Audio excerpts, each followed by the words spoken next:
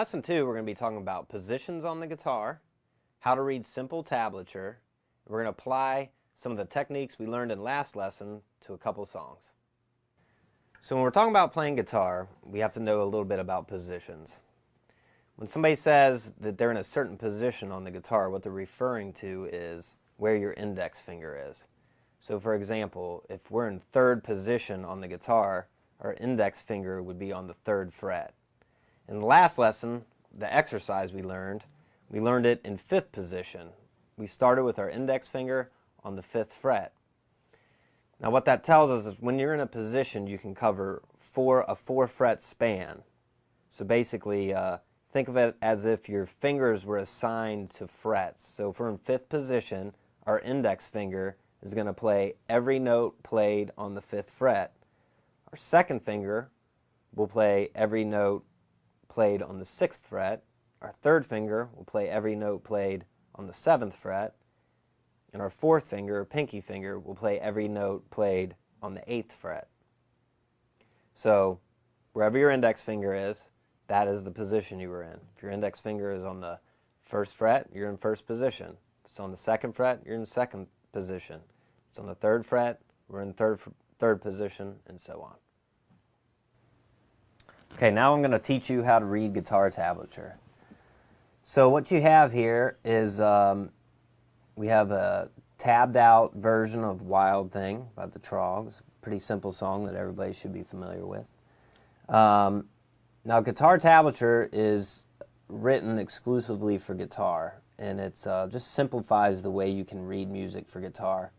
So normally you have a regular music staff here with 5 lines where you'd have notes and notes with rhythm information. Now with guitar tab, we have no rhythm information. You have 6 lines representing each string of the guitar. The bottom line is your low E 6th string. That line is your A string. The 3rd line is your D string. The 4th line is your G string. The 5th line up is your B string. And the last line up is your high E string. It's kind of the opposite of the way you would think it would be, but that's the way it is. So the numbers represent the frets you play on those strings. They do not represent your fingers. Some people get confused. So on Wild Thing here, we have a 3, so you play the 3rd fret on the low E string. You play it once, then you play it again. Then you would jump up here to the A string, play the 3rd fret twice. Then you come over here and you play the 5th fret on the A string twice. And then back to the 3rd fret on the A string twice. In the bar here, normally if we were up here on a regular music staff, a bar would separate out bars of 4 beats or whatever time signature the music was in. I don't really use that for that purpose. I use it more to just kind of separate out individual parts of the song that are easy to grasp, so you can take it kind of slowly. So don't get confused by that. So now that I've taught you the basic principles of reading tablature, let's take a look at applying what we've learned so far to a tune. So we're going to take Wild Thing, pretty easy song. Everybody should be familiar with it. If you're not, look it up. We're going to play a simplified single note version of it. And we're going to play this in 3rd position. So with your index finger on the 3rd fret, on the low E string, we're going to fret that down, making sure our palm is planted lightly on the bridge. Our fingers are arched. We're playing with the tips of our fingers and not the pads. We're going to fret it right behind the fret. We're going to pick that twice. Make sure you're alternating your picking, going down, up, down, up. Okay, now we're going to move down to the A string, 3rd fret with our 1st finger. Pick that twice. Then we're going to move with our 3rd finger, 5th fret, still on the A string. Pick that twice.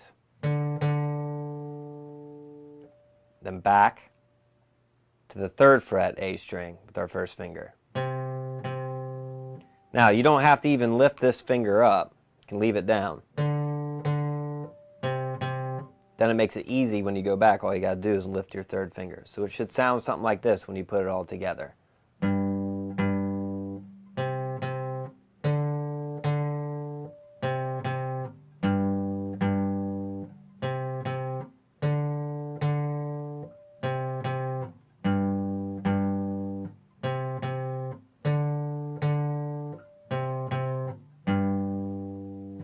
So play that until you're comfortable with it. You can just keep repeating it. It's a pretty recognizable tune that you'll be able to play, and you can start to apply the single note picking, alternating your picking, all the principles we talked about in Lesson 1. You can apply that to this song. Now we're going to apply the principles we learned to a second tune, Amazing Grace, a song everybody should be familiar with. We're going to play this in first position, with our index finger on the first fret. It's going to be using some open strings. It should sound something like this.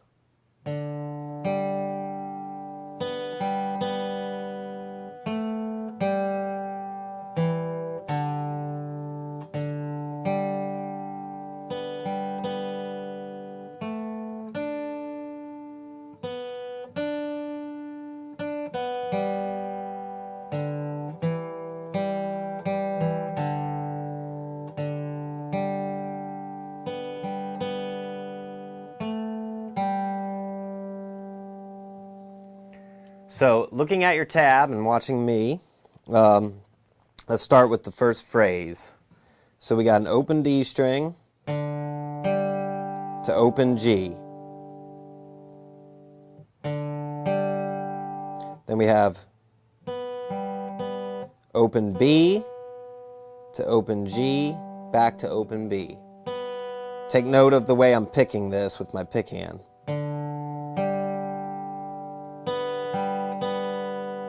Just do it nice and slow, and just get that first part down before we even move on.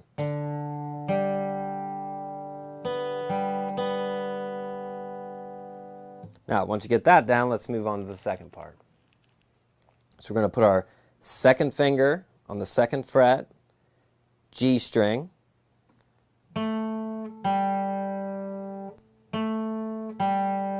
So second fret to open G.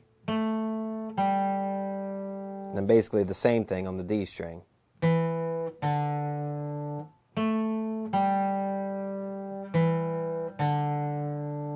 So let's put both parts together.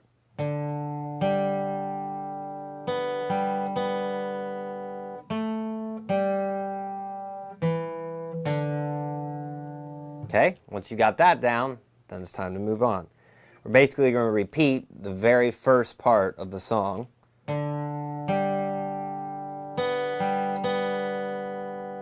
Then we'll go to second fret, G string, to third fret, B string. So now let's put all that together.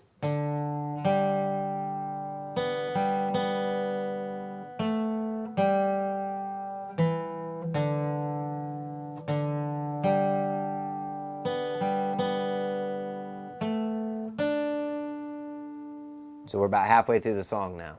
The second half starts with an open B to third fret B string. Just like that.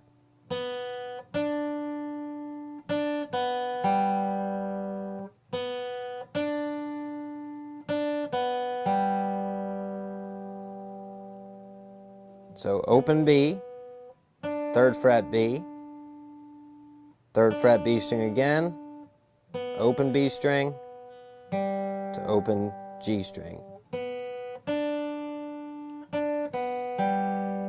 Okay, now we move on to open D string, second fret D string,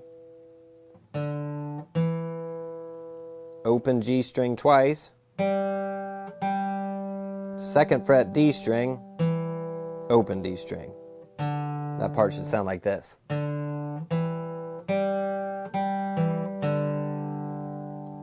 So from starting at the second half, you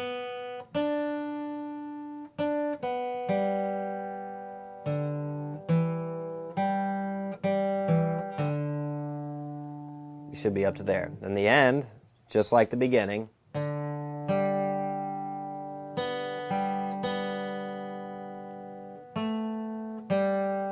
that last little part is just 2nd fret G string, open G string.